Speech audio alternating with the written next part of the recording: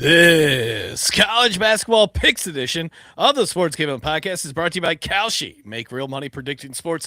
Kalshi is available in all 50 states, and you get $20 free with promo code SGPN. That's Kalshi, promo code SGPN.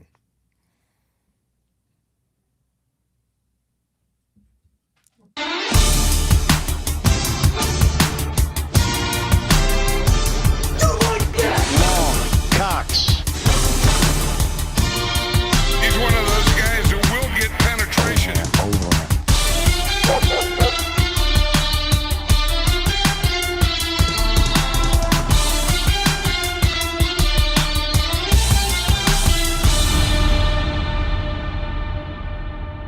Ooh, welcome everyone to the Sports Gambling Podcast. I'm Sean Second Money Green with my partner in picks, Ryan Real Money Kramer. What's happening, Kram? Dog.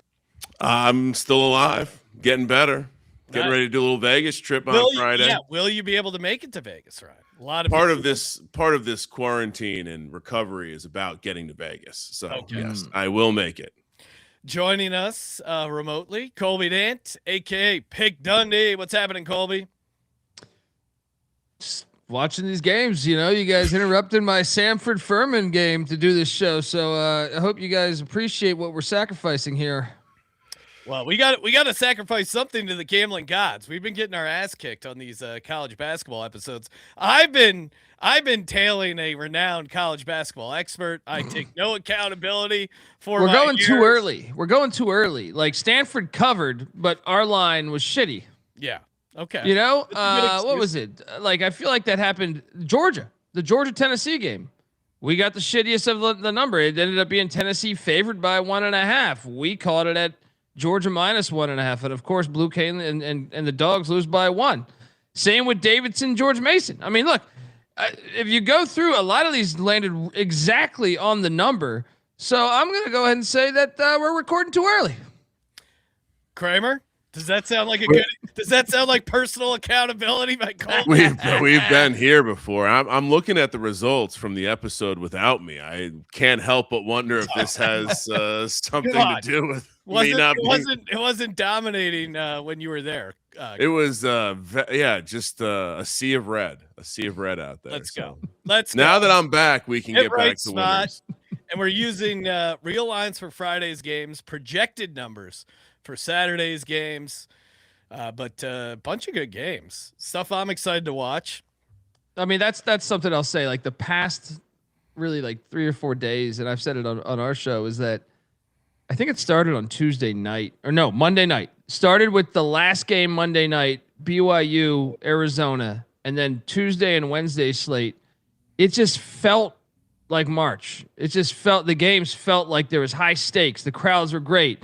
The games, a lot of them coming down to the wire, whether it was the Tennessee Georgia game we were talking about, Auburn, Texas. Son of a bitch. Yeah, a lot of these games were coming. Some of the scores, I feel like free throws at the end, but like if you were watching the games entirely, they had an intense feel that maybe wasn't there in November and December that you just felt watching it.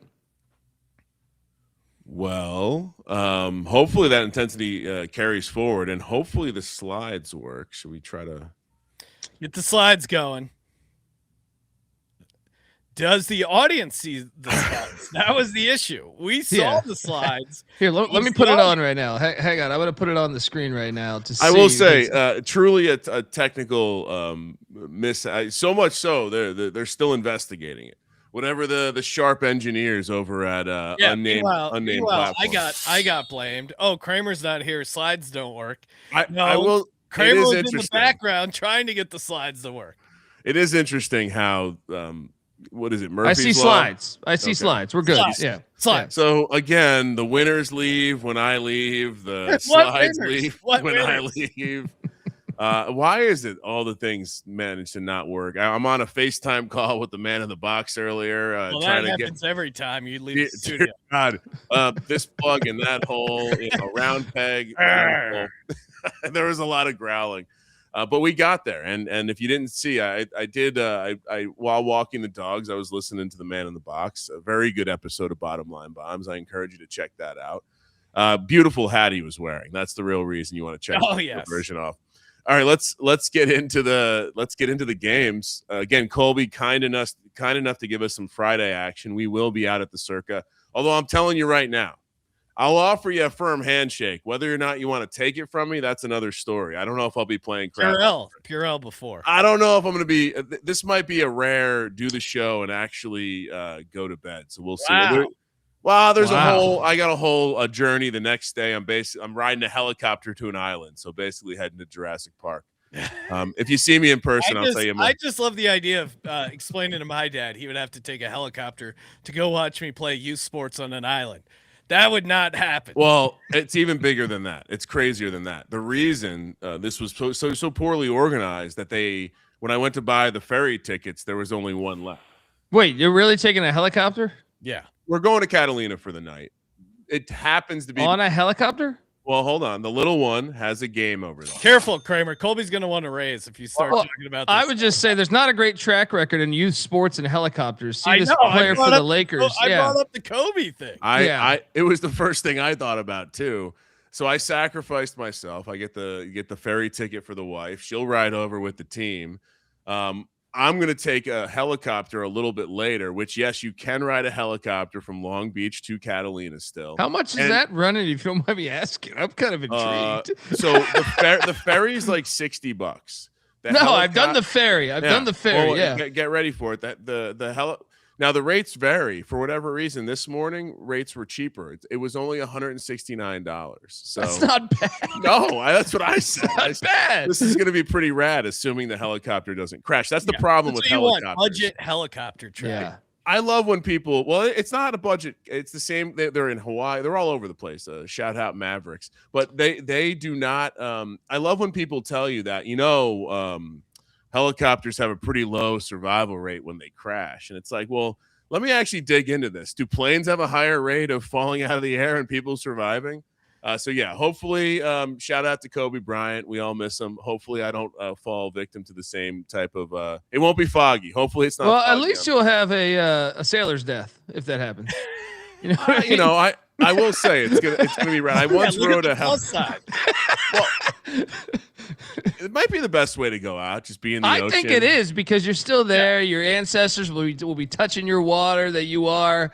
I think that's. I think that's. They're going to reuse my organs for shark food, so I'm sure it will work itself out.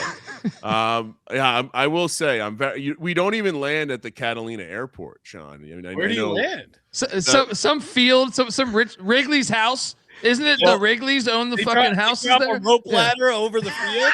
It's kind of like when you take a helicopter from another airport. They have these helipads. So the company has a helipad. So if you ever gone to Avalon, you know how like the city is kind of to the right, the casino, all that stuff, and the rest of the island is to the right. If you're looking at the island from the ocean, and you always see trucks coming from around the corner. Around that island corner, that's where the helipad is, and a couple other like kind of more industrial ports. So I'll be coming from there, and then shout out. This was the craziest part, Colby. If you look on Google Maps, there's a massive football field on Catalina. Turns out they have a high school with like 500 kids attending. Oh my God! Can that be where our bowl game is when we get our money? I mean, come on, Catalina Bowl. Come on, the Catalina Bowl. That actually would be a great idea. I happen to be a genius, guys. I don't know if you guys know this. So wait, are you flying into Long Beach Airport and then? So yeah, if you want to follow my journey on Saturday morning, I'm not flying back to Burbank like I normally do with Sean. I'm flying direct to Long Beach. I love that airport. That's one of my favorite airports. I'm then meeting up with the wife and kid to, throw some bags in a car parked in a lot. And then I'll send them off, and I'll catch my helicopter like 30 minutes later. They're going to get there. He's so confident in the helicopter that he has the wife and kids going in on the ship. Well, no, I think I think it was more maybe the I don't know if I was going to convince the wife to hop on the helicopter, so I had to think quick in the field. Anyway, so yeah, if you want to follow along, I'll be heading to a Jurassic Park style adventure. And what's crazy, last thing I'll say about Catalina Island. So many people live in the Southern California area and have never been there. And it's that's puzzling because I had a great I highly recommend it. Yeah, I was actually thinking that's where we should move our studio to. I'm down. Yeah, that's Just I live mean, live on Catalina Island, guys. just I'll boat come back life. out there. I'll come back out there for that one. Let's just get a boat. We can all live on a boat. It's like Starlink style. We all watched that movie with Kevin Costner where he drank his piss after it turned into water. Well, that movie happens to be the masterpiece known as Waterworld. Yeah, all right. Waterworld.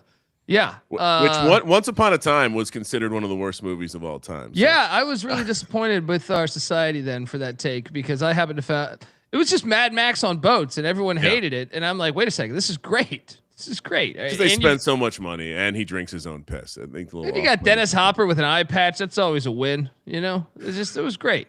It was great. All right. Yeah, they really are. It really is just Mad Max. They really just took the same movie, put it on a Waterworld, and called it Waterworld. Wow, how creative. All right, let's get into the games. Not a Waterworld.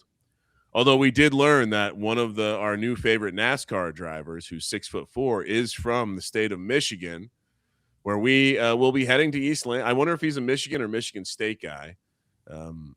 What was his name? I'm blanking on his name now, Sean. This is where you're supposed to help me out. Michigan State in East Lansing. But famous NASCAR driver Davey Allison did die in a helicopter crash as well. Oh, here we go. Just building up the positive karma. Well, it seems like a safe trip is due based on all these horrible situations. Michigan State 1.5 point home dog. This is real per Colby.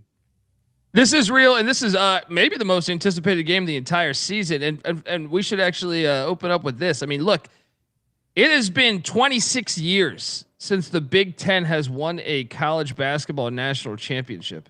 They're due. Sparty did it 26 years ago, and this might be the strongest the Big Ten has been since. You look at it right now; they have 5 teams in the top 12, 4 in the top 10.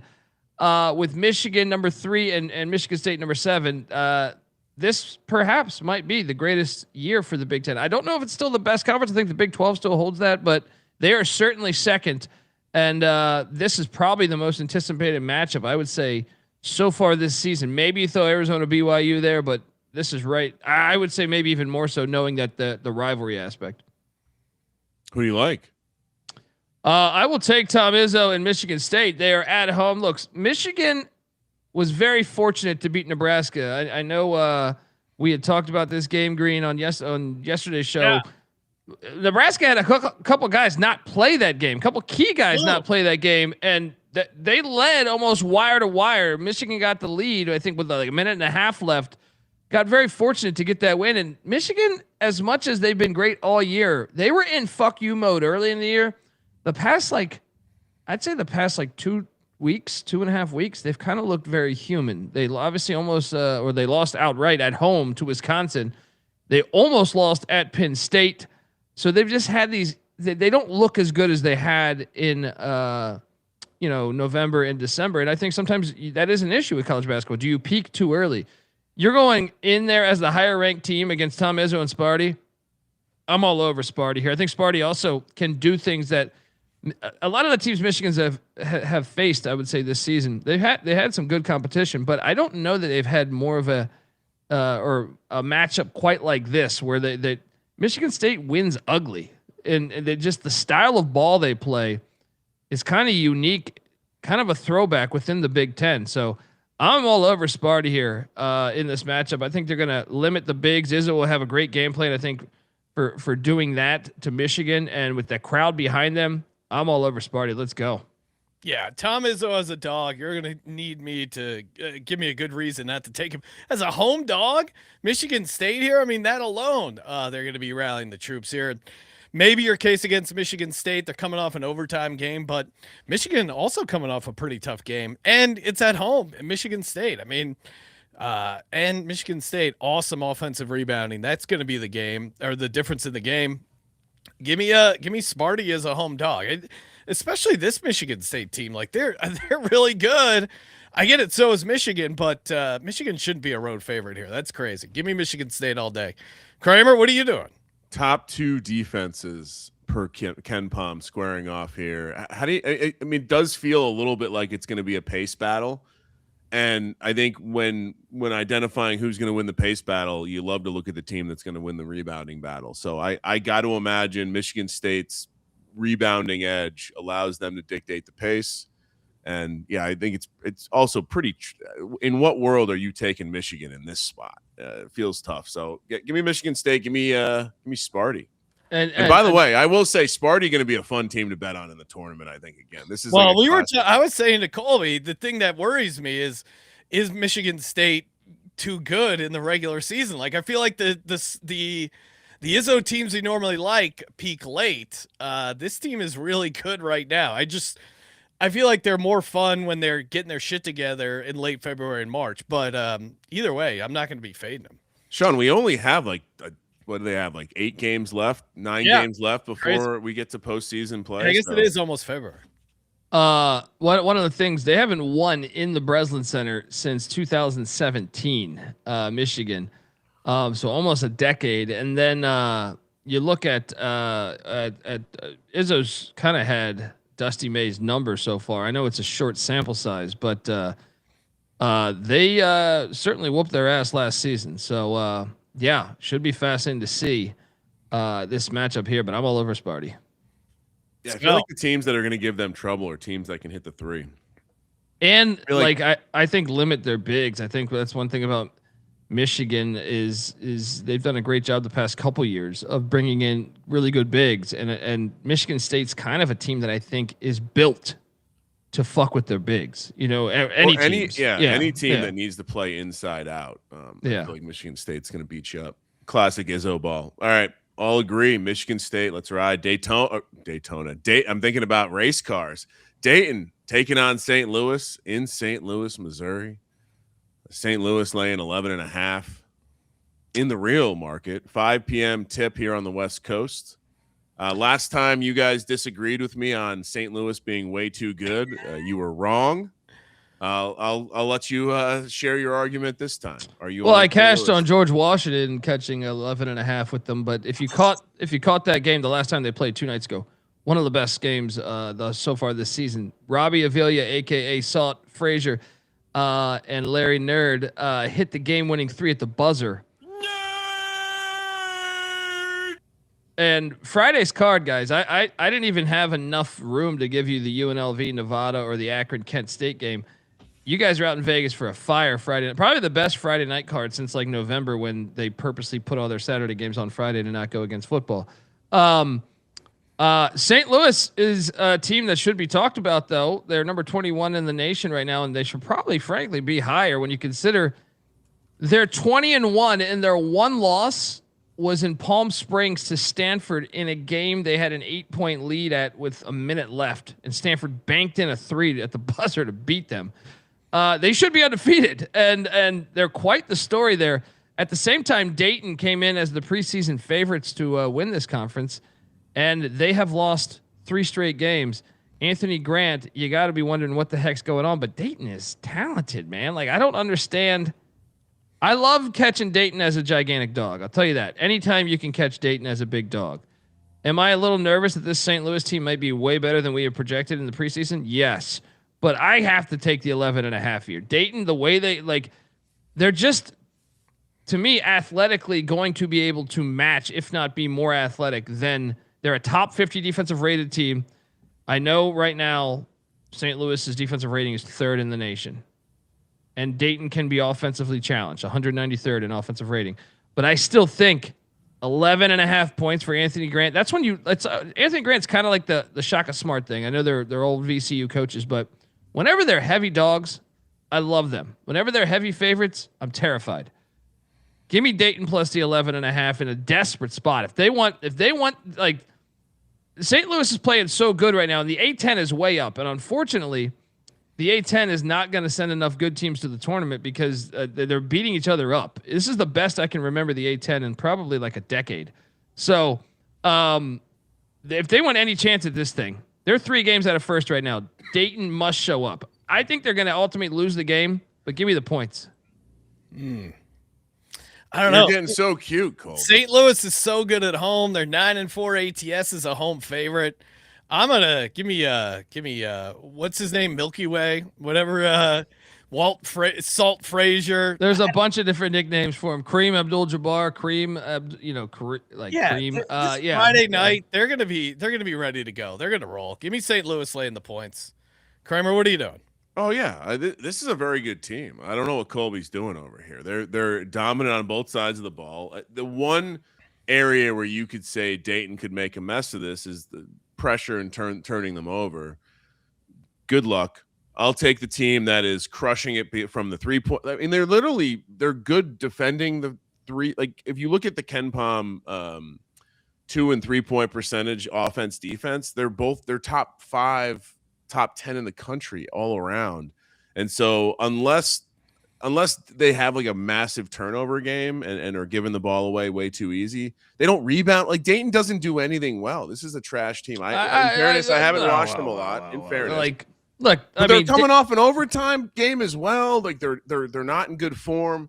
I hear you, but you're wrong. Give me St. Louis. I mean, Dayton's still a team that lost by 3 to friggin' BYU or 4, whatever it was. Like they're sure they're not trash. They've had their struggles lately, but they're not. They're a good basketball team, and they spend.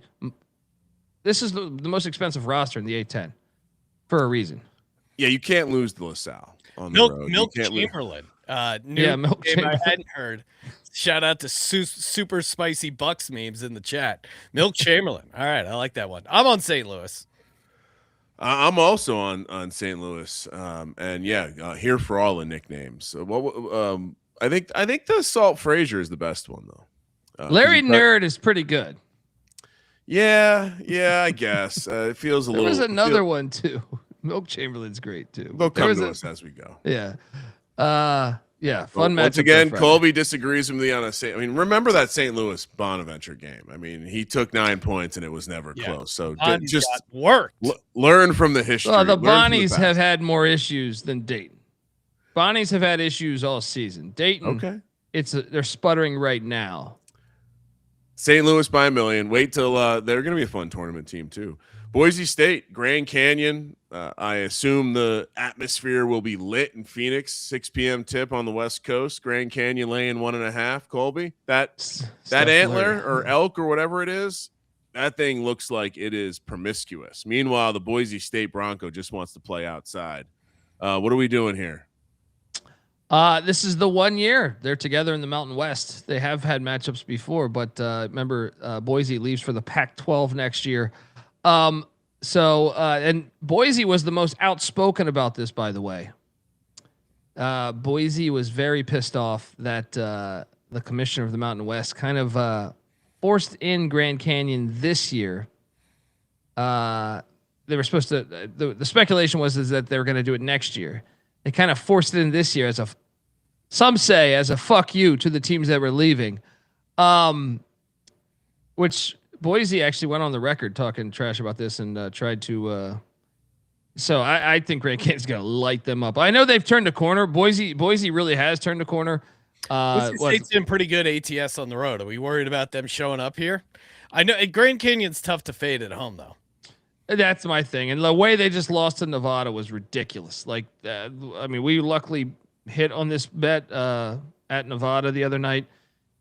Basically, with a half second left, Grand Canyon fouled their 3-point shooter and got the game to overtime. Grand Canyon had no business losing that game. So I think the fact they just lost, they're at home. And the fact Boise had kind of been on record talking shit about them, I think Grand Canyon's going to destroy Boise. Yeah, I'll take Grand Canyon. I mean, Grand Canyon at home, to me, that's the handicap. They're so much better at home. Just the insane environment here on a Friday night. Tough to go. I mean, Boise State is good on the road. I guess that's my one concern. But I'll ride with you, Colby, and take Grand Canyon. Kramer, what are you doing here? Are we not going to mention Andrew Meadow at all? Your boy. He is good, fellow. I mean, if you're gonna respect the specs on one great basketball player, you got to respect all of them. Back-to-back road spot for Boise as well. I'm with you. I'm not gonna get cute. I like chalk. I like good home atmospheres, and I like the narrative you're trying to lay out there, Colby. But hard to not take Grand Canyon here. I'm on Grand Canyon. I know. I like okay. your. I love your conference hate revenge narratives. Yeah, Colby. Well, you might care about more than the teams themselves, but I do like them for like 3 years. They don't. I mean, dude, this is their only year they're getting a shot at them. Yeah. You know, like it's not like this is for years to come. It's like West Virginia, Arizona State when their AD was like, we never want to go to Morgantown. They don't, like basically shits on Morgantown. You pay attention to that because I guarantee you the coaches will use that as motivation. You know what? Great call. Give me Boise. I'll switch it up. And you just so you know, it's Nevada, Colby. It's Nevada. Yeah. Well, Boise's the one that talks shit about Grand Canyon, buddy. Kramer, I know. That's what I'm saying. Switch it up. I'll take Boise. Okay. You're fading the conference motivation handicap and taking Boise State.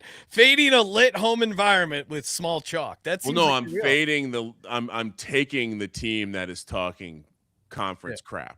Okay. Hey, we got a bunch of games. If you're looking to get it on the action, you can do it over on Kalshi. That's right. Kalshi has it all available in all 50 states. New traders get $20 into their account. Use code SGPN. T's and C's do apply. But again, it's so fun to get in on the action. They have a ton of stuff for the Super Bowl, even some of the weird, wacky stuff. And you can trade on anything. I just cashed a great trade on Todd Monken to be the Browns' next head coach. Easy money. And again, get in on Kalshi. Available in 50 states. Kalshi, promo code SGPN. And we're also brought to you by Avo. Head over to avo.bet. Use the promo code SGPN. $18 off your first month. America's #1 arbitrage betting tool. Very easy to get started. Log in, sync your books, and left and right. Avo is firing off.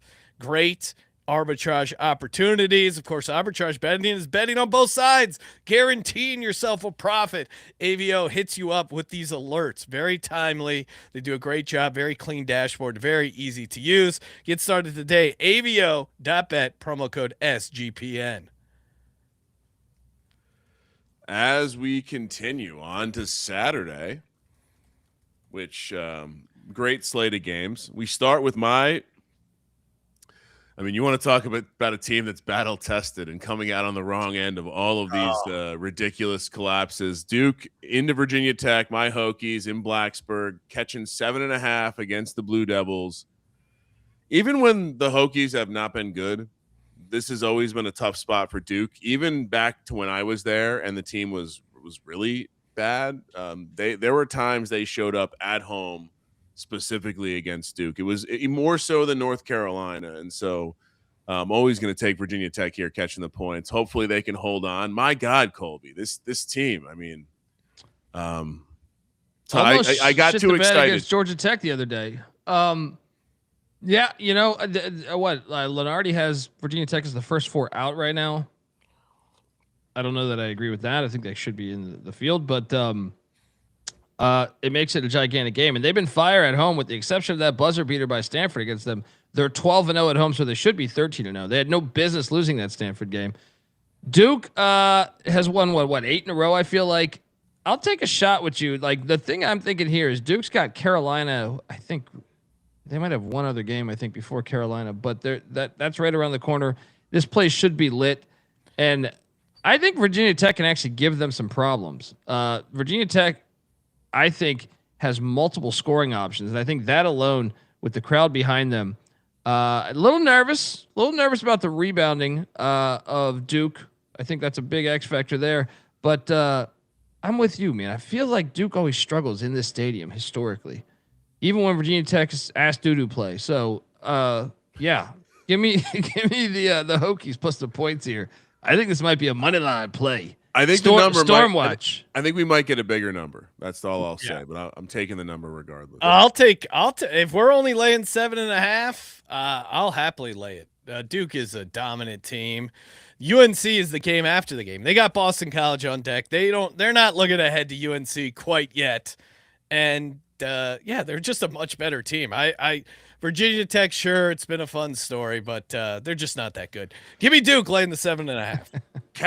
I would push back a little to say that this is the first Virginia Tech team in some time that has like 4 or 5 shot creators. They do have some size. What happened to that kid who was going to be a first-round pick? Hasn't he cooled off? He's not shooting well. I'd say he's not, but he realizes it, and he's allowing other guys to kind of rise up. So I would say this: Castle Coliseum, underrated environment. It will be very lit there, even though it's an early noon local time. I don't mind Jerry's play first half money line because maybe Virginia Tech gets out to a good start, but they're not going to be able to hang with Duke late. Duke rolls. Again, it's a sneaky building, that Castle Coliseum. All right. Good luck, Sean. Not really. Thank you. Tech. What? I said thank you. I apprachate that. Very good number for me. Yeah. Enjoy your great number. Texas Tech, UCF. We're in Orlando. 9 a.m. Tip on the West Coast, noon local time. It is officially one of the. I mean, at this point, every road trip in the Big 12 is weird in some capacity, but having to go to Orlando. And are we at all scouting this this cold wave that could be hitting Florida? Are we all? Is this part of the handicap again? Because frozen lizards, they're dropping out of the tree. I mean, poor lizards. It is. We talk about this on the show where if temperature iguanas will fall out of the trees if it hits a certain temperature. Well, yeah. I mean, essentially, what happened? Really, all cold-blooded animals. They just shut off. And in a lot of cases, they'll wake back up when it warms back up, assuming they don't get killed. They're not like a warm-blooded animal that might 100% die in that kind of conditions. And so the crazy part must be when all the iguanas that are laying on the ground half frozen wake up and just start running around again. Probably cause in Florida too, people are going to think there's a zombie thing going on. Texas Tech is laying 4.5 in Orlando here.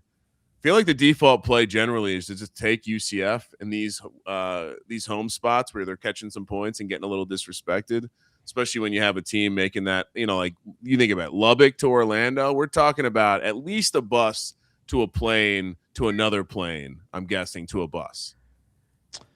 Yeah, I'm all over UCF here. I've been really high on this UCF team all year. Johnny Dawkins, we were talking on our show about like teams that could potentially, without looking at a real bracket, could go deep in March, really deep. UCF's old. I think it's the best team Johnny Dawkins has ever had. That includes wherever he's been as a head coach. But then you add in Texas Tech has Kansas on deck. And to me, UCF is the more experienced. Texas Tech on the road this season's had their issues. They almost lost at Colorado, right? 73-71 win against Colorado. They lost at Houston. They lost at Arkansas. They've had their issues on the road this season. At Illinois, they lost back in November. So you're taking on a really quality team in UCF. You got the distraction of the Kansas game on deck, which I don't care what anyone says. Kansas is always the game they circle in the preseason because that's been the king of the Big 12 forever. And then the thing that Texas Tech has long droughts without scoring, especially when they go on the road. You get that behind a great environment. And to me, one of the things UCF has done a great job of this year in going out in the portal is this is a team that rebounds way better than a year ago. I mean, they're a top 50 offensive rebounding team. So multiple shot possessions for a veteran team, all over UCF here. Yeah, UCF 26th in the nation offensive rebounding percentage. Texas Tech kind of relies a little bit too much on the threes. Maybe that doesn't travel on the road. To me, really, the look ahead spot to Kansas, I think, makes this a tougher road trip. So I'm with you, Colby. Give me UCF plus 4.5. You're on mute. And Kansas will be coming off BYU. So big all around. And did they not just play Arizona? That was Texas Tech. BYU did. BYU played Arizona. Yeah. But yeah, and then on top of that, you mentioned the experience, 24th per the experience metric on KenPom. So very, very in this age of college basketball, that's carrying some weight. So yeah, I'm on UCF. Like I said, default play. I think UCF and conference play as a home dog. Think the number might be a touch shorter, but we'll see when it opens. Texas A&M, Georgia. We're heading to Athens, 10 a.m. tip here on the West Coast. My boys, Blue Cane. Oh, blew it. And the Georgia Bulldogs got their ass beat by Texas last time we all talked about them. Now they're taking on an A&M team who's catching 2.5 points on the road. Colby, tell me why we're back on Blue Cane and the Dogs. I mean, well, first, Buckyball. in year one, Bucky McMillan, year one at Texas A&M, they're not missing the buzzsaw at all. How about they're in first place in the SEC right now? Oh, we don't need to talk about Buzz. He looks pretty. That situation's not. We're not going to touch that right now. First place in the SEC right now is Texas A&M. They are 6-1 in conference. And look, Snow White and Georgia have done a great job as well. Look, I mean, I know he's 4-4, but man, they've had some heartbreaking losses down the stretch here. Like when you add in the Ole Miss buzzer beater, the Tennessee game last night, they're a little bit better to me than their record. No way they drop a third straight game, right? And the fact that Buckyball and A&M are number one in the conference and they're coming into I think you got to load up on Georgia here. And the fact that Georgia's even favored, doesn't even make sense, right? But yeah, I think the Dogs take care of business. They've had too much heartbreak hotel. This is the one. Dogs take care of the business. The Collies, give me Texas A&M. They've been great on the road. 4-1 ATS, and Georgia, you just nailed it. They have a way of messing up these games late. I think if this comes down to a final basket, I'll happily take Texas A&M plus 2.5. That's I don't know. Something's not right about Georgia's ability to close games. So I'm on Texas A&M here. Kramer, you're taking Georgia? Yep, they're one of my teams this year. And until Blue Cane is no longer on the roster, it's hard to imagine. And like Colby said, this is an ultimate get-up spot. Super lit environment. You know, now that they're not a football squad, season's over, time to focus on basketball. And I don't like the slander that it implies with saying that Buzz Williams leaving made Texas A&M a better team. So it's another 10 a.m. start here in Logan, Utah. San Diego State, Utah State. Great logo selection, Colby. That looks like something that you would show. I don't even want to comment on the Utah State logo. A lot of things have changed in Utah since they made that logo. Utah State. You don't want your daughter going to Utah State, Ryan, with these horny farmers roaming around. I didn't know they had dark hair in Utah. That's also true. They don't. I will say, if you've never been and you've never seen the hair or eye color of translucent, that's where it exists. They live in caves out in the hills. I think they made a movie about it. Hills Have Eyes. Utah State laying 5.5. Yeah, I mean, a quick side story about being in Utah as a white guy and feeling absolutely like a minority. Man, these people are white. They're a different kind of white too. It's like the color has been like extracted from their skin. And I got to be honest, these farmers here, that's the look of a guy who is looking for wife number 3 or 4. That's not a wife number 1 look. That's a, hey, you want to come join what's the old school line? I'm here for the gangbang. Anyway, Colby, Utah State laying 5.5. Yeah, but this game is fantastic. Sorry, I don't mean to interrupt one more time, but also the logo of San Diego State are the exact kind of people that you wouldn't want to see on your farm if you're a Utah farmer. They're about to cut your heart out. You're about to die. That's probably what it looked like when the poor settlers in their crappy clothes, all of a sudden he's got these Comanches shooting arrows like how you run into on the Oregon Trail, and then it's a quick ending. Someone just posted an Oregon Trail meme, like something about meeting Dis and Terry. Anyway, continue, Colby. I mean, this rivalry has really developed as one of the better, like, if you're looking for rivalries that have come up in the past, 10 years in college basketball, this rivalry is as chippy as it gets. As far as fan base, there's no mistake that they do not like each other. That is what from I think a player's point of view, I think a fan point of view, and that's what makes rivalries great. Logan, Utah has been a place of horrors for San Diego State historically. They did catch them in 2022. I think that was the year that San Diego State went to the national championship. No, was that 23? 2022, 23? I can't remember. But that besides 23. Besides that, they have like one win in Logan since 2019.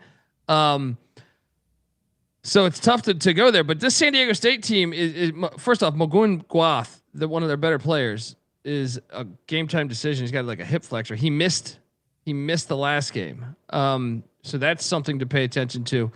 I have to take Utah State based off the history, and then knowing that one of San Diego State's one of their better players is the game time decision, or potentially out.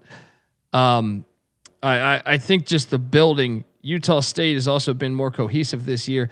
San Diego State went out, got a bunch of guys in the portal, got some great high school talent, had some guys within the program that didn't get major minutes step up, but for whatever reason they've had their issues until really January. They are 9-1 in their last 10, but I still think this is the hardest environment for them to win in the Mountain West. Give me Utah State. I'm going to lay the 5.5. Logan does have 45, 34 elevation. I don't know. I kind of like San Diego State here. This defense, they've been great on the road, 4-1 ATS. Defense travels. This is a rivalry game. I'm always inclined to take the dogs. San Diego State, they fought hard. Even when they lose on the road, they do not go away easy. I'm taking the SDSU in the 5.5. Kramer, what are you doing? Yeah, I think it's going to come down to if they can hit their 3-point shot, because Utah State, that's probably one of their weaknesses on defense. And so if San Diego State can get it done, they'll get it done. And like you said, Colby, they have struggled to win outright, but they have a couple of these games have been close. And so this is a slightly larger number than I think I'd want to lay with Utah State. Give me our gals. They're back in the fan, Kitty. Let's go. 11 a.m. here on the West Coast, but 2 p.m. local time in Louisville, Kentucky, for a game against SMU and Louisville. Louisville laying 8.5. Watch them up close and personal against my Hokies. I think they got the Hokies at the right time. Hokies were a little banged up. Got the cover, a little bit ridiculous, but it happened. It's fact. Louisville laying 8.5 here against SMU. Colby, what are you doing? Yeah, I mean, this first off, legendary rivalry. But look, SMU, this is the best team that I can ever recall in my lifetime. SMU. I know Larry Brown got into the tournament once, but I think this team, Andy Infield's done a really good job. Getting this team talented. Some of it maybe the legalization of paying players, whatever you want to say. He's done a really good job at doing this, and this team is. I actually think they're young, so you always worry on the road. But after watching that game at Duke, where they ended up losing, I think by 7, that was a great performance there at Duke. So it has me buying in on SMU when they hit the road. And then on the Louisville side, yes, this place will be lit. Yes, the roster is way more talented than it's been in a while. They went out and got one of those G League guys, but I like fading those G League guys. Pat Kelsey, to me too, is a coach that needs to prove it to me. I know he's a rah-rah guy, and he's done a great job getting this roster more talented since the Kenny Payne days. I still got to see it here. Give me SMU in the points, despite knowing this building will be on fire. Yeah, I'm with Colby. SMU, their offense is pretty good. 8.5, a lot to give this SMU offense. Very efficient from the field, get their offensive rebounds, hit their free throws. I mean, almost 77% from the line. You're giving them 8.5 points. Louisville's been good, obviously, and why they're laying 8.5, but I don't know. That feels way too high. Give me the Stangs and the points. I'm with Colby. Yeah, one thing that stood out in the Virginia Tech game that I watched fairly closely is that had Virginia Tech shot a little bit better from the 3-point line, I think it would have been a different game. They give you those shots, and so SMU, I think, assuming they don't have weird sight lines in the foggy gym in Louisville, I think SMU's the play here. Maybe a money line play, Colby. Look, Kelsey's teams that on paper that it was supposed to be awesome, like Final Four good.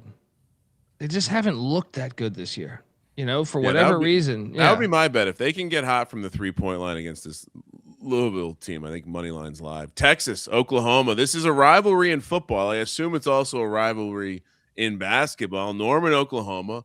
11 a.m. tip here on the West Coast. Oklahoma catching 1.5 per pick Dundee.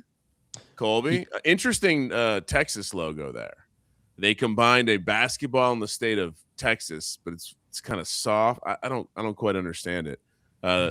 Much better logo for the Sooners here. Who we take? I assume home dog situation here.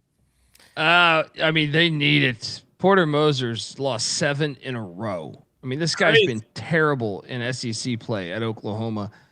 I mean, coming into conference play, you're thinking Oklahoma's going to go to the tournament 7 in a row right now. But here's the best part about being in one of the major conferences: they have their opportunity to right their wrongs here. All right, but I just wonder what's the issue. They just can't close out games for whatever reason. Whether it's the Missouri game, where Missouri hit two threes. I know that was, but they still let them come down and get an easy shot. I just don't like the feel I'm getting in Norman. They have a new athletic director, which makes me think that Porter Moser knows his time is done, and maybe the roster does. Texas, on the other side of things, they have been playing a lot better. I thought they played pretty damn well at Auburn last night, despite losing. They still covered for us. Going into the jungle, a lit environment, they played well. Texas is just the better team to me. I'm going to lay the 1.5. Yeah, I'm with Colby. I mean, you would think losing 7 in a row, home dog, rivalry game, get up spot, but I don't know if they can get up. They can't circle the wagons. The yoke is broken for this Sooners team, and Texas is just so much better. Oklahoma had plenty of get up opportunities in these past 7 games. We didn't see shit from them. Why should it change a Saturday against Texas? I don't see it. Texas, much better team, and yeah, great work on the logo. For some reason, there's a giant dong on the. What is that supposed to be, Colby? A basketball. I think a creative person, like an artist, tried to, was given the assignment of merging a basketball round lines with the state of Texas, which doesn't have all round lines, and this is what we get. This is what we get. A giant dong with the Texas logo over like a odd shaped ball sack. Do you remember when they made the Rams logo have a big dong nose? It's still there. Well? It's still there. Oh, for some reason I thought they adjusted it. It's like these artists just constantly. I mean, think about it. When we were kids, right? Little Mermaid, they're just sneaking dongs into everything. Very unnecessary. Real quick, Sean. Texas, not very good. Texas has won one road game all year. I don't know if that necessarily going to come in here. Where was that game? At Alabama, though. Bama. Are you giving them credit, or are you suggesting that? I mean, it's a nice win, but it's the only time they've shown up on the road. Well, first off, they were injured early on in the season. They also had a brand new head coach in Sean Miller. So you're learning, you're just brand new system, brand new everything. To me, I was a hater on Texas in November and December, but in January, to me, they have turned a corner. January 10th, they won at Bama. They lose at Kentucky, but cover. They lose at Auburn, but cover. Yeah, they're 4-1 ATS on the road, for what it's worth. Now, most of these, they were dogs, but I think the 1.5's warranted. They're a much better team. Does Porter Moser get fired if he loses this game? They probably let him ride out the season because it's who knows who wins the SEC tournament. I mean, Oklahoma's the way they're losing these games are by 2 points every game. So it's they're not that far off from being decent. Yeah, and you mentioned the experience stuff earlier. I forget what team we were talking about. UCF, yeah. Both of these teams are very experienced, and so yeah, I'm still going to take the home dog, in spite of everything you've just said. Horns down. Good luck with your Texas. It's fun to do horns down. Yeah, I don't know why you guys are doing horns up. Although also fun to watch the highlights of, if you just type Boomer Sooner accidents coming out on the field. Oh God, so good. Too bad they don't do that in the gym. It would be like the Clash, the NASCAR race they do inside. Yeah. Imagine trying to get the wagon around on the basketball court. It would be a disaster. They should try. Ohio State, Wisconsin, big matchup up in Madison. 11 a.m. Another 11 a.m. tip on the West Coast. Wisconsin laying 4.5. Yeah, I mean, how about that game in Wisconsin yesterday? I know me and Green took them. They were losing by 30 out the gate, and they come all the way back and beat their arch rivals, Minnesota. They kind of almost had a chance to cover. It got out to 5-ish, and then Minnesota kept hitting some shots late. But yeah, no, I mean, great comeback is one way to look at it. Yeah, and then Jake Diebler's cookies for Ohio State, to me, he's got that. We kind of thought they phoned in that hire, and they'll be looking for another coach, but he's got them playing much better than we anticipated for the season. Right now, they're just three games back in a really good Big Ten. And this is a pivotal game. Wisconsin too. Greg Gard. I mean, these are two programs I think most people thought coming into the season, maybe they could get to the dance, but they're playing both ahead of schedule to me. I'll take the home team here. I think that's the analysis. I think Wisconsin's played a little bit better than Ohio State all year. And credit to Greg Gard for kind of changing his whole system. Like he used to kind of be winning like Tony Bennett would win. Now, for whatever reason, he acknowledged that maybe this system wasn't working in Madison. They're playing at a top 150 pace. They're shooting a lot of threes. It's just completely different than the Wisconsin we knew. And I think that'll be the difference in the game, really, with the crowd behind them. They're great at offense. They're great at not offensive rebounding. They're great at just, to me, shooting, finding the open man. And they don't turn the ball over. Yeah. 18th in the nation. I'm with you. Hopefully that Minnesota first half was a wake-up call for this Badgers team. Although Ohio State's been good. And to your point, yeah, I'll take Wisconsin laying 4.5. Although I don't know how much I trust them overall, but 4.5, anything under 5, I think is good for Wisconsin. Yeah, I mean, I would say the one area like they do get a lot of their points from the 3-point shot. And Ohio State does defend the 3-point line well, and so that would be the area of give me Ohio State. This would fit under the type of matchup where I'm happy to take Ohio State here. I don't think they're going to be too much of a defensive problem on the interior, which is where Ohio State wants to live offensively, and then defensively, I think they will give them some trouble. So give me the points. Lasers focusing. Arizona State, Arizona, big rivalry out in Tempe. We said horns down, but now we say forks up. Arizona State catching 14.5 points at home here against.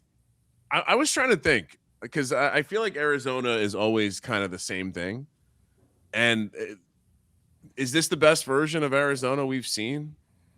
They've had a lot of really good teams. Certainly. Look, there's the stigma about Tommy Lloyd. Well, at least since the 90s, the Michael Dickerson team or something. But Tommy Lloyd's been terrible in March. That's the only thing that's been the problem. But this one, you do think when you watch them, like watching that BYU game.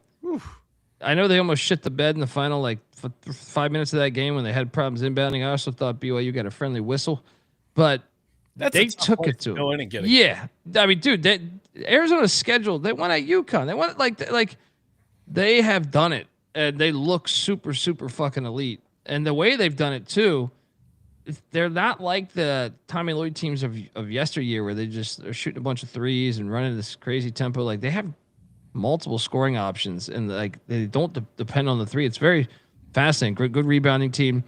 But I will say this: if there's one team. They played Arizona State. What was that? Back like a week ago? The line was like 21.5. This thing was a tie game with like 2 minutes left, or maybe, in Tucson. Arizona State ended up losing by 7. But to your point, it was a game. They were live. I know this number is massive, but don't you take ASU here? I think you got to, right? I'm looking at like.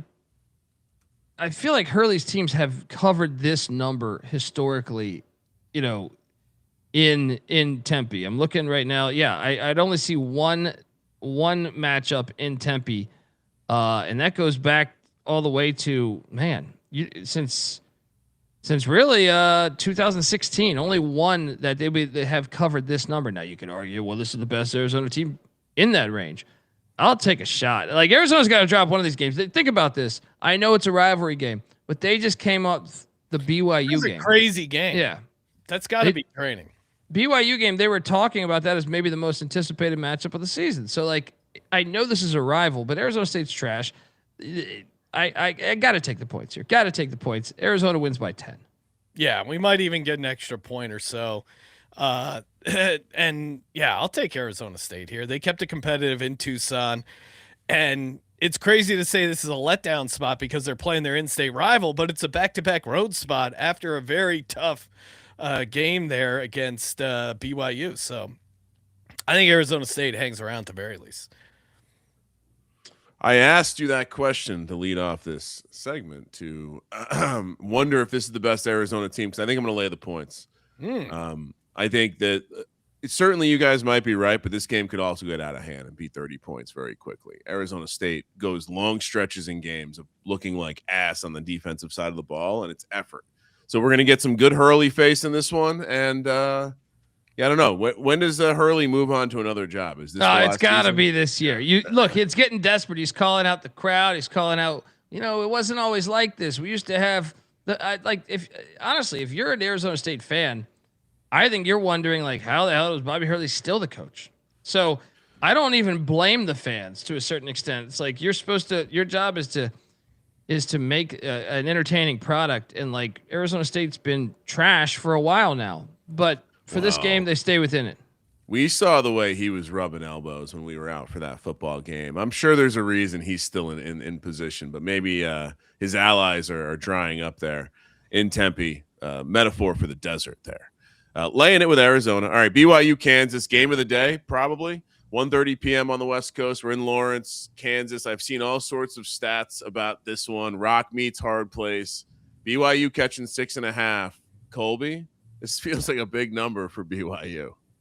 Yeah, and but it is the fog, man. I mean, is there a harder is this the hardest place to grab a win in America, perhaps? This or Cameron Indoor, I would say. BYU, can it be back-to-back loss? I mean, the problem is the spread. And we just don't know the Darren Peterson situation. He's one of the best players in the country when he's healthy. He's a game-time decision. It's been one of the reasons why Kansas has been an incredibly hard team to bet on consistently this year. They're pulling like a Belichick with him, dude. Like where you just don't know if he's playing. And sometimes he plays like 7 minutes or 14 minutes or 20 minutes. But he's a game-time decision right now.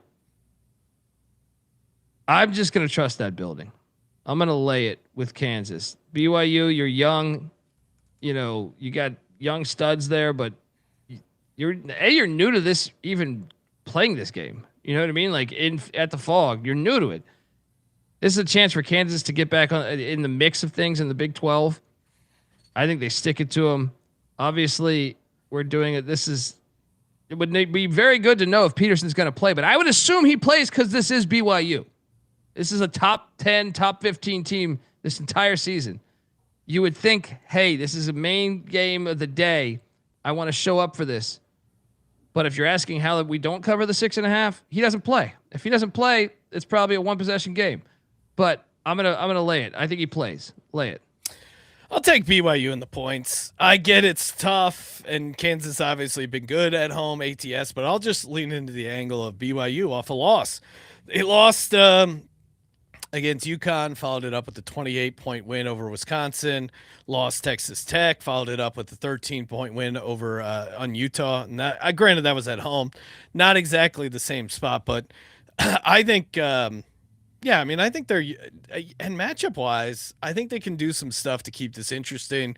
Offensive rebounding pretty good. They hit their free throws. I know and David Matola pointing out the BYU bench sucks. I get they're not super deep, but I think they can make this like a one. This feels like a 5-point game, so I'll take BYU in the points. Kramer, what are you doing? Yeah, and BYU is in a serious stretch of their schedule. Houston up next Saturday, and then not too far off from getting Arizona again. I'm on BYU. I think, like I said, too many points feels a little bit too big, and I don't know. This BYU team's been pretty impressive in some of their neutral road games. Although I don't like when Kramer's on the dog. I'm scared, but I'll stick with BYU. I thought I was going to be on Kansas here, but you can't give me 6.5 points with BYU. A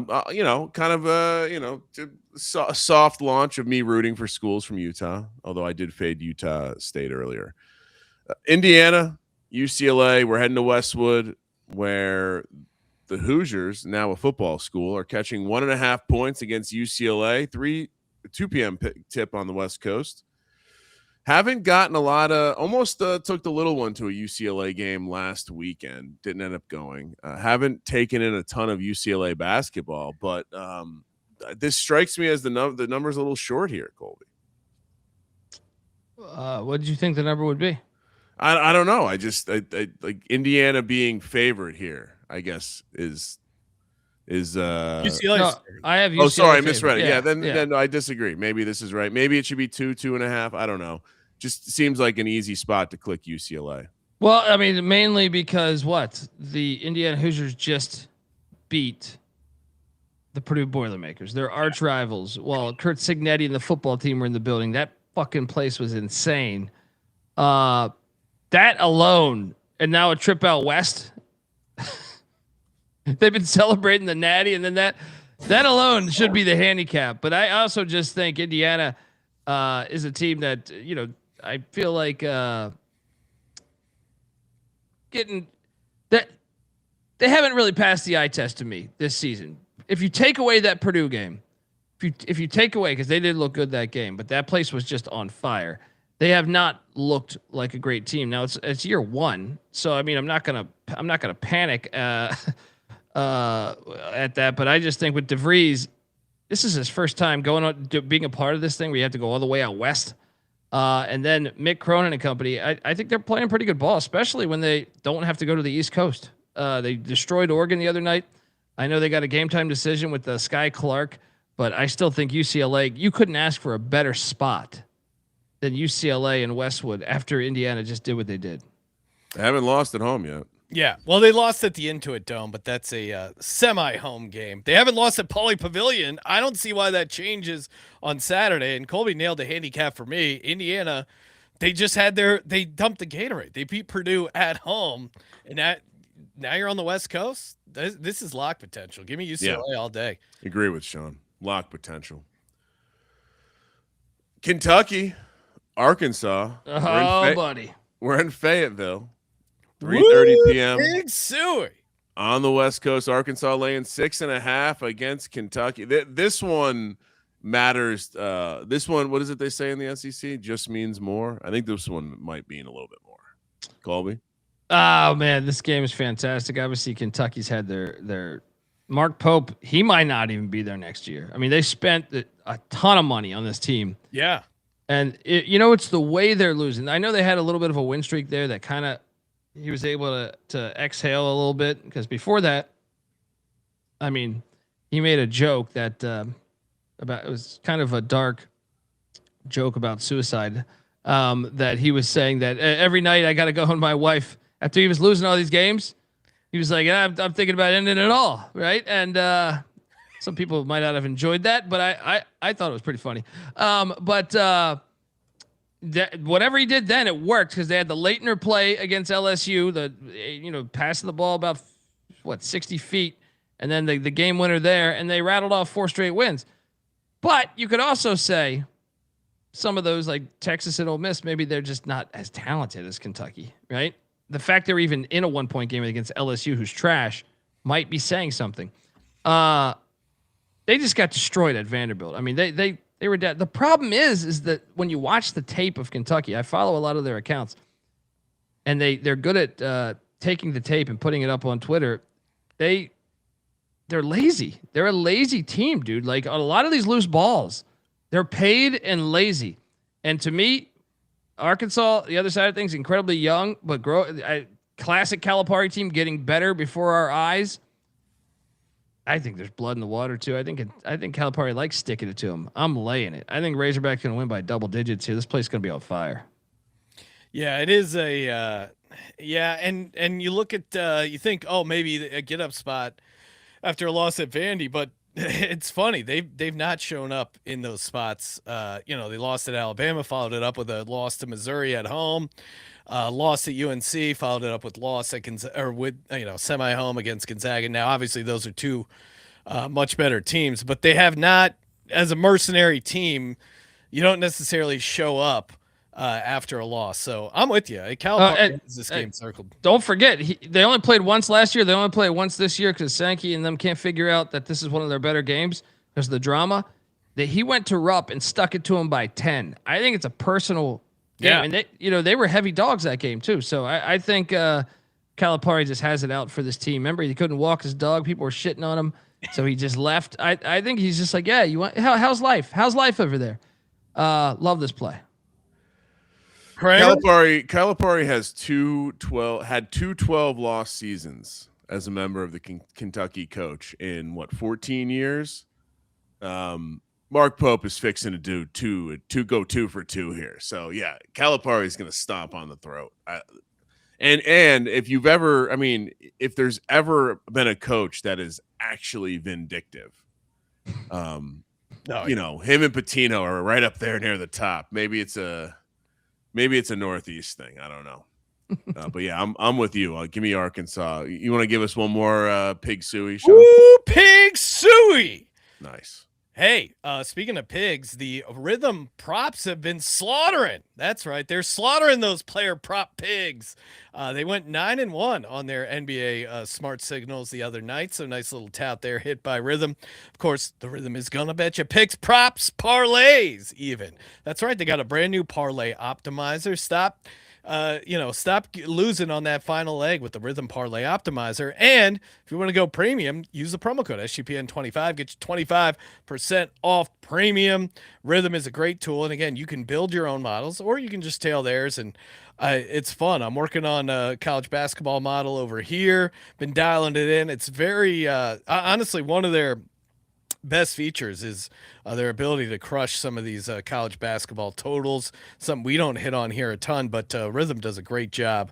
Let's see, including we got let's see. Okay, we just talked about BYU at Kansas. Rhythm likes the over 158.5 in that game. A 158.5 in the Kansas BYU game. Of course, download Rhythm today, RITHMM. Use our promo code SGPN25 to go premium. You get 25% off. We're also brought to you by Underdog Fantasy. Head over to Underdog Fantasy. Start firing on their pick'ems there. You get play $5. You get $75 in bonus funds when you sign up with the promo code SGPN.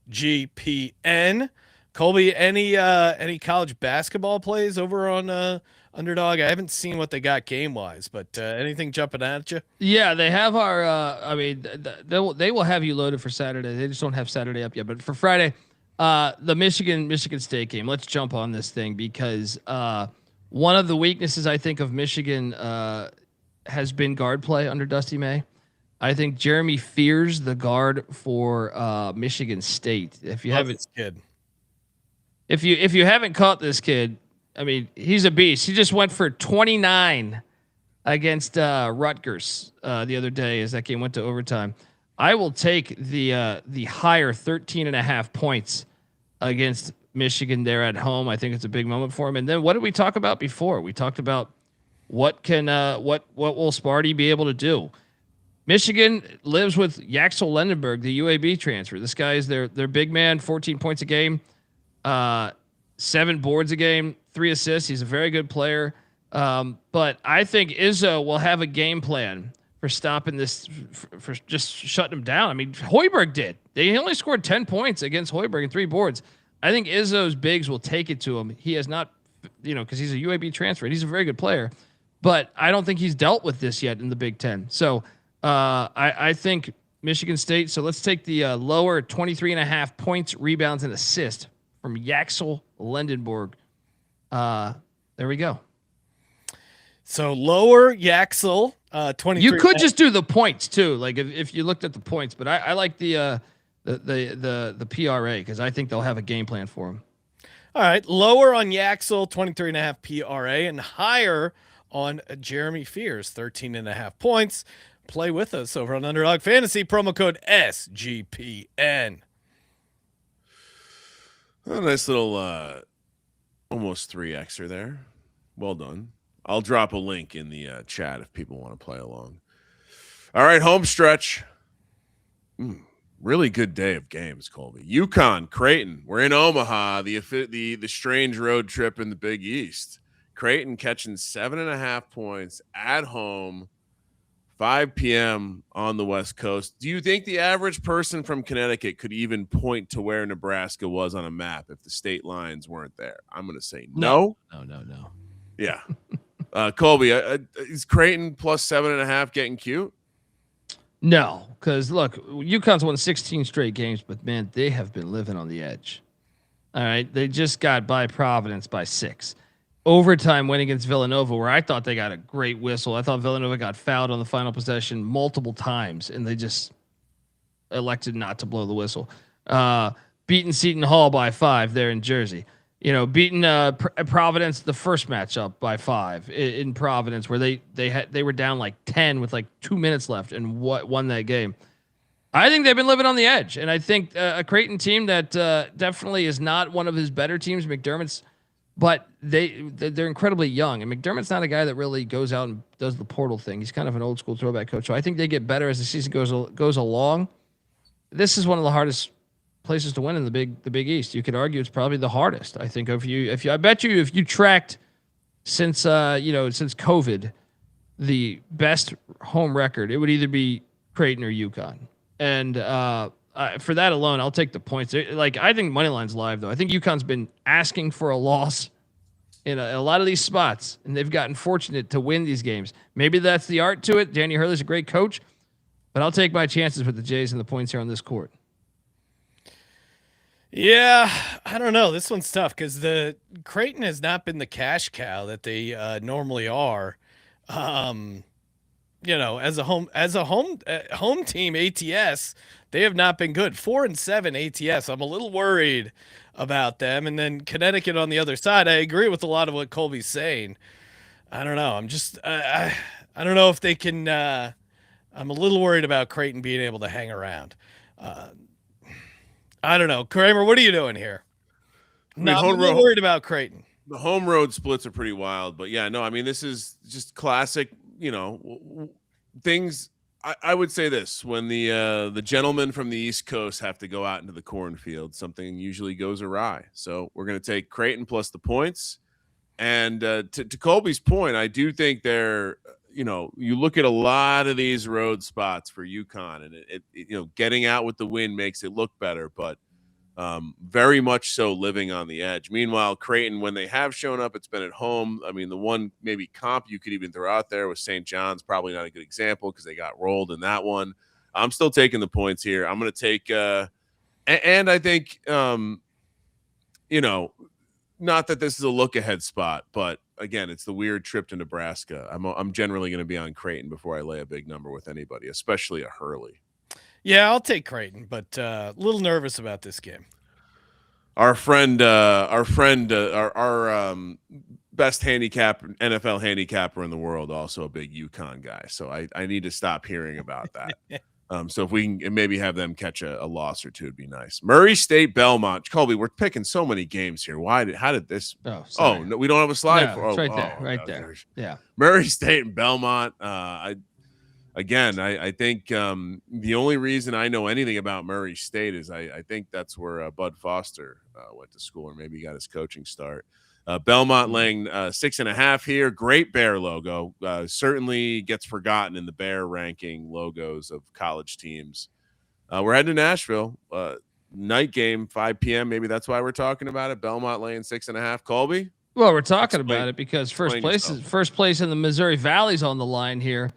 Belmont's done a great job just in general of they're both these schools, I guess we can say this for, because they're kind of the new Missouri Valley additions, and the fact they're both at this conference, at the top of this conference right now, when you have so many other great historical basketball programs within the conference, whether it's Bradley, whether it's Drake, whether it's Illinois State or Northern Iowa, is that alone is something to talk about. But Murray State's been a wagon for a while, man. Remember John Morant? But Belmont, to me, at home, has been a magical team. They've won 6 in a row at home, including a big time game winner there. But I'll take Murray. Murray just got embarrassed at home, right? Illinois State. Me and Sean were talking about this game the other day. We lost this on our sheet. This is one of the things that lit that thing up red, right? Murray lost to the preseason favorite Illinois State.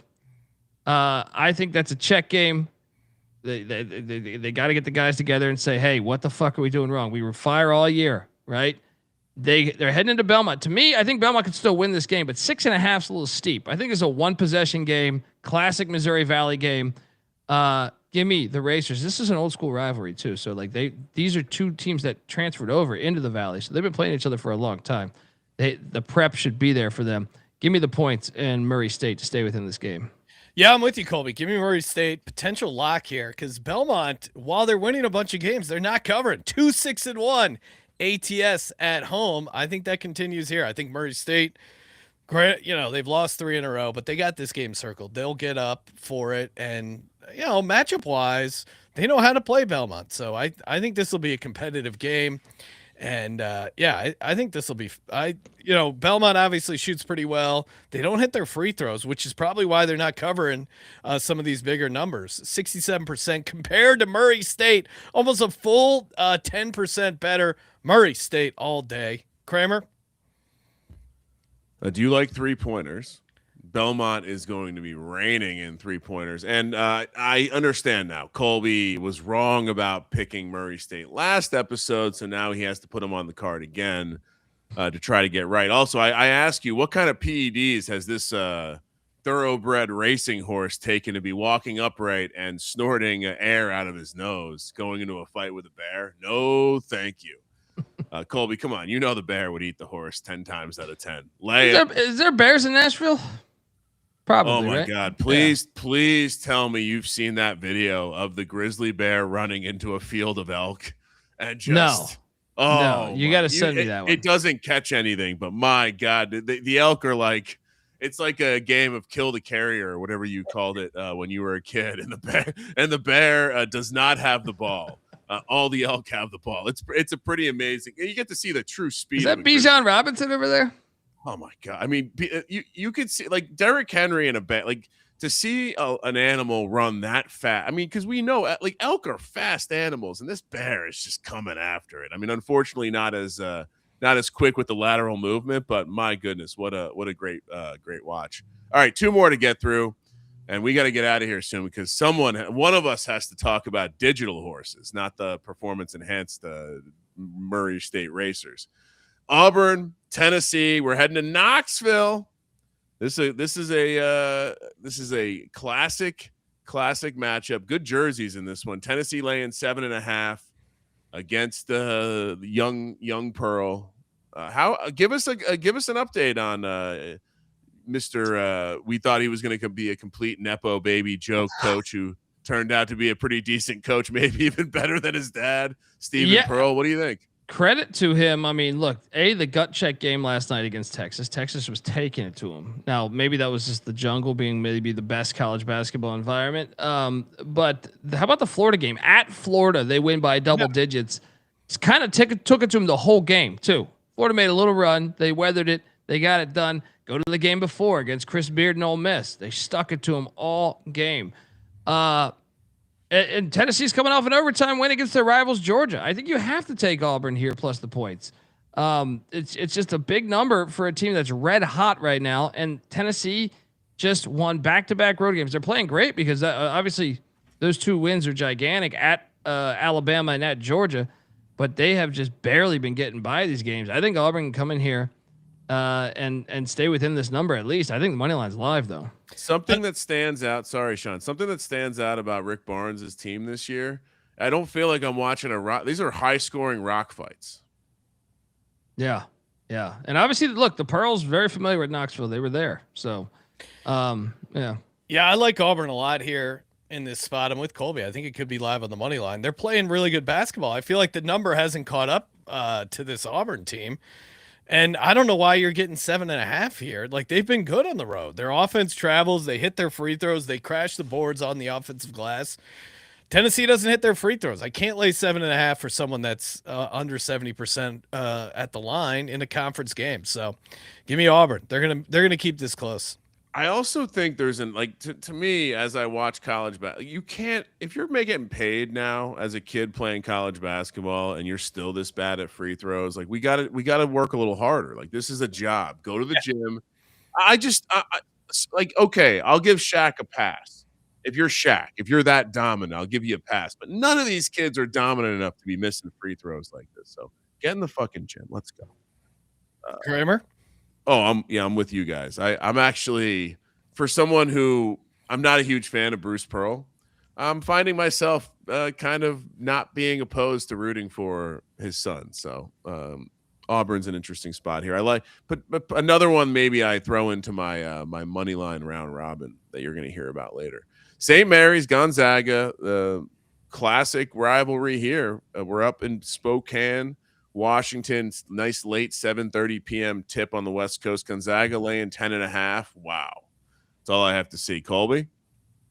I think I'm very curious to what this line comes out with, because we saw it the other day with Gonzaga and San Francisco. So Gonzaga beat San Francisco by 2 just in the past week, right? The line was ridiculous. The line was 16 points or something, 15.5, right? But the problem is Gonzaga's not healthy right now. So the line really didn't reflect the injuries that they had, which is why we loaded up on San Francisco. They almost won the thing outright, right? I'm curious to see what this one's going to drop as. Obviously we made these lines, so we don't know what it's going to be. But the reason why I mentioned that is because Graham Ike is a game time decision. They're big man, and also Braden Huff is out, and that is substantial. That is a substantial. He's out He's out for a while, like another 3 or 4 weeks, I think. So we know Huff's not playing. Ike maybe. You got to take the points, because I think that's a big chunk of their team, and then you add in the fact that St. Mary's beat them there a year ago, right? They've played them. If anybody plays them the toughest in this conference, it is by far St. Mary's. Now, they don't get the best of them for the most part, but the games are close. So I will take the points. And the fact that they're without potentially a couple of their best players, you got to love St. Mary's here. Give me the Gales and the points.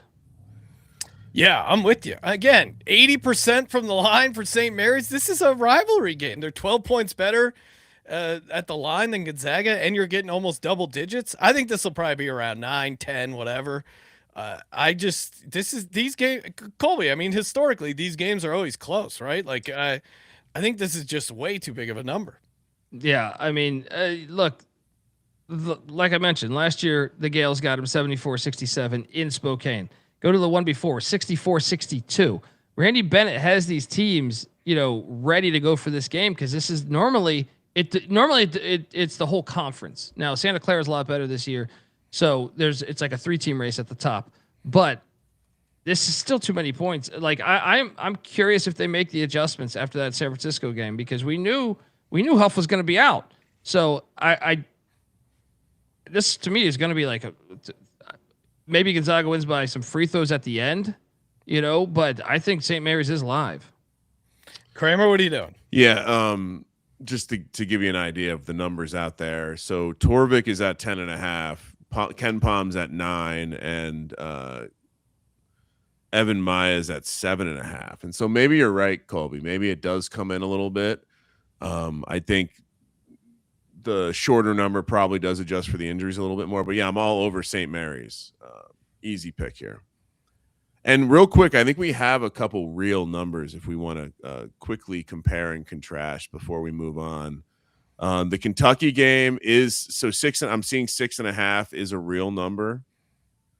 So I nailed that one. Boom. There we go. Yeah. Nice work there. And I know, and Tennessee Auburn is also 6.5. What did I have that at? I had it at 7.5. Damn it. So that doesn't change my opinion on the game. No. And then Kansas BYU is 3.5. What did I have that at? I think 6.5. Interesting. So 3.5 means 3.5 means Peterson's playing. So if we're picking this at 3.5, or actually it means he's not playing. So all right, so let's adjust. So Kansas, if this is a 3.5 number, what are you doing? Taking 3.5. That's too short then. That's a 3.5 big swing. This building's too hard to win, and like even if he doesn't, it's almost implying though that he's not playing. Kramer, what are you doing? Yeah, I have to join you guys in a late episode Benedict here.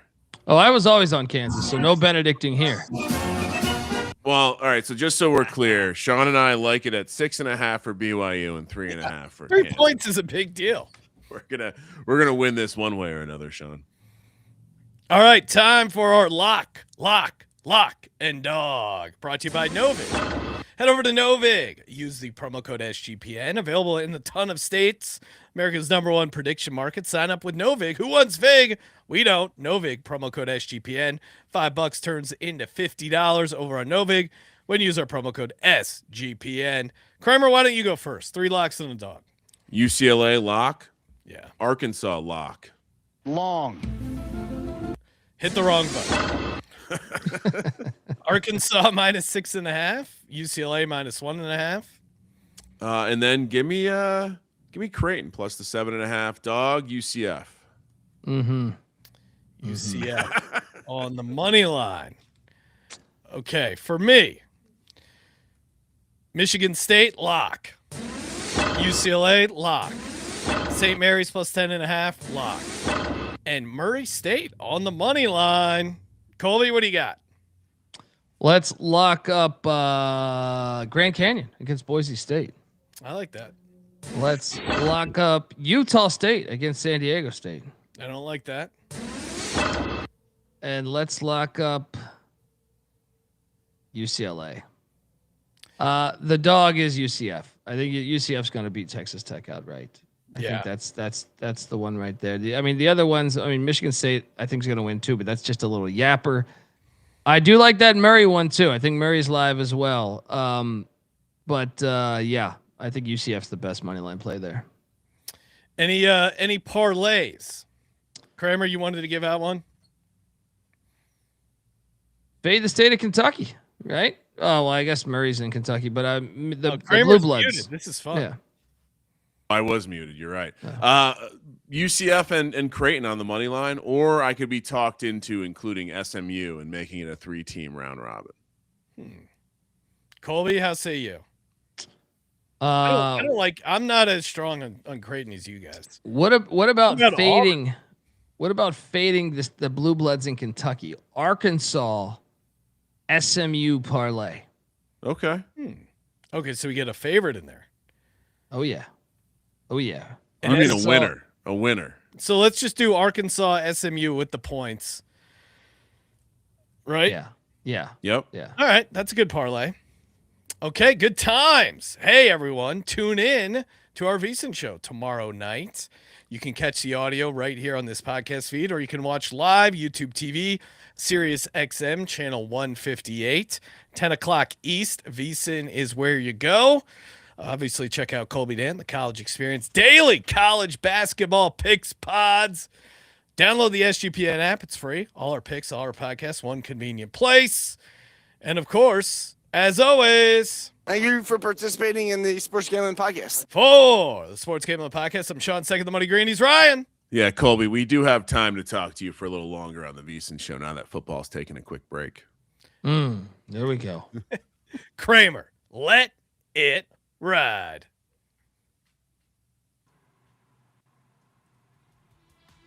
I want better fucking execution.